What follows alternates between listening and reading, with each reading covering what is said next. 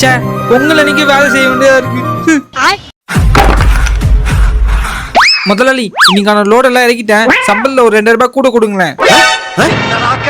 2000 ரூபாயா? எதுக்கு? முதலாளி, பசங்களுக்கு பொங்கலுக்கு புது துணி எடுக்கணும், அதான். ஐயாமா காசு கேட்காது, இதோ பழமா போச்சு. இதோட கடைசி உனக்கு.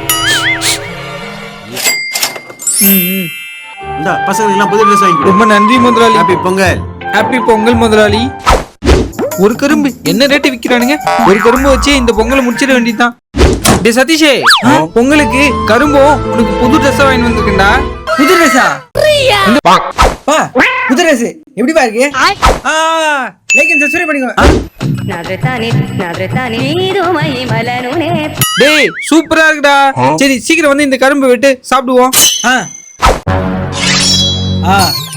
பாத்து ஒழுங்க அப்படி துரு கை வச்சிட போற, சரியா? அதெல்லாம் நான் பாத்துக்கிறேன், நீ வெட்டுற. சரி சரி. இன்னத்துல யார் போன் பண்றது?